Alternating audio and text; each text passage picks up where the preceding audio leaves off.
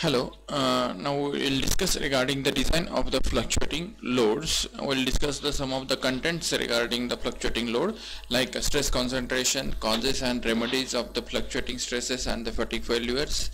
Okay, SN curve, endurance limit, notch sensitivity, endurance strength, modifying factors, then design for finite and infinite life, cumulative fatigue damage, in fatigue failure, Goodman-Soderberg and modified Goodman diagram. Okay, and different thing. Now we'll first of all let us have a discussion on the fatigue load.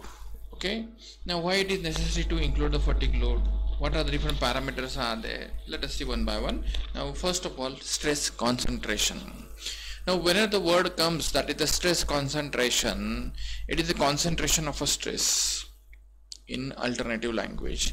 If we want to define stress concentration in bookish language, we can say that is the concentration of high stresses due to the discontinuities or abrupt changes of the cross section is called as a stress concentration. Now generally what happens when at any location on a material, okay, maximum amount of load is applied, then maximum amount of stress is going to get developed at that particular location. Now what do you mean by the stress? Stress is equal to force upon area.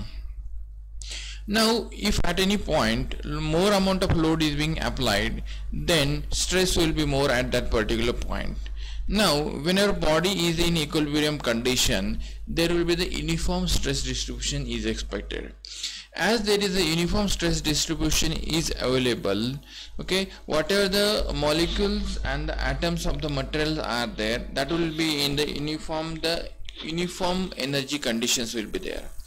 Now as there is a high amount of stresses are available at particular location due to the thermal disturbances, due to the uneven energy availability in the component, then there will be the change in the energy, and that will lead to the development of the cracks, and these cracks will initiations of the crack will lead to the failure. Therefore all these basic equations of the stresses are being developed by considering the continuous, homogeneous and uniform loading conditions. But practically there are many discontinuities in the shapes are available. To account these discontinuities, we are going to consider the stress concentration factor. Now in the strength of material we have discussed all the material is homogeneous and isotropic, but practically it is not the correct situation. None of the material is homogeneous and isotropic. Now this stress concentration factor is defined as maximum stress divided by the nominal stress, that is the sigma max divided by sigma naught, or tau max divided by tau naught is there. Therefore it is the ratio of the maximum stress in the component at a discontinuity to the nominal stress at that particular section. Now in case of a static loading, there are two cases are there. Okay, in case of a static loading for a ductile material, when the load is being applied at the yield point, okay, the material will release the stress concentration. Therefore ductile material subjected to the static loading, no need to consider the stress concentration factor. It is very important situation. For ductile loading, ductile material with the static loading, no need to consider the stress concentration factor. But for static loading with the brittle material, there is no possibility of the yielding, because the demarcation line between SYT and SUT is impossible to identify in case of brittle material. Therefore we are going to consider the SUT only. Therefore the stress will increase until the maximum stress in the component reaches the ultimate strength of the material. At this stage the crack will be framed from at the discontinuity. Hence it is necessary to consider the stress concentration factor for brittle material with the static loading.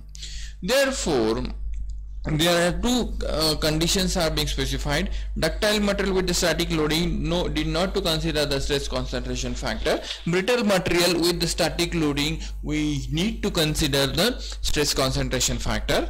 Then irrespective of the material type, in case of fatigue loading, we need to consider the stress concentration factor. That means stress concentration factor has to be included for fatigue loading. Let us see now what are the different causes are there for the stress concentration. That is the first one, that is abrupt changes in the cross section, like as keyways, slots, steps, grooves, holes. These are the abrupt changes. Then poor surface finish, okay, that is surface irregularity, burrs, availability of burrs.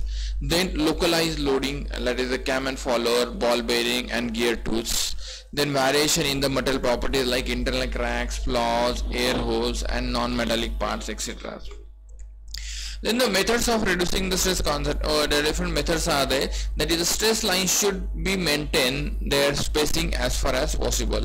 Whatever the stress lines are there, if it is being uniformly distributed, the gap is being maintained, then the stress will get reduced, the concentration of stress will get reduced. The changes in the cross section should be gradual to the possible extent. Okay, that means it is necessary to create a changes in the shape, then it should be a gradual, like a chamfer should be provided. Okay, then stress concentration can be reduced by improving the surface finish. Now there are two terminologies are there, that is fatigue stress concentration factor and the notch sensitivity. Now what is this fatigue stress concentration factor? The practical stress concentration factor is called as the fatigue stress concentration factor, which will be evaluated by using a ratio, that is actual maximum stress in the notch specimen divided by nominal stress in notch free specimen. It is generally denoted as Kf equal to actual stress concentration, actual maximum stress in the notch specimen divided by the nominal stress in notch free specimen. And second one, it is the notch sensitivity. It is equal to the increasing actual stress over the nominal stress divided by increase of theoretical stress over the nominal stress. This is the notch sensitivity. Then this notch sensitivity will be calculated as, okay, that is Q is equal to Kf into sigma naught, because what is this Kf? It is the maximum stress divided by, for the notch specimen, divided by nominal stress divided by the notch free specimen. Therefore you will get a Kf into sigma naught minus sigma naught divided by Kt into sigma naught into K naught, where Kf is the fatigue stress concentration factor and Kt is a theoretical stress concentration factor. Therefore Q will be equal to the Kf minus 1 divided by Kt minus 1. Therefore Kf will be, after simplification you will get this equation, that is Kf is equal to Q into Kt minus 1 plus 1, where Kf is equal to the fatigue stress concentration factor and Kt is equal to the theoretical stress concentration factor, where Q is the notch sensitivity.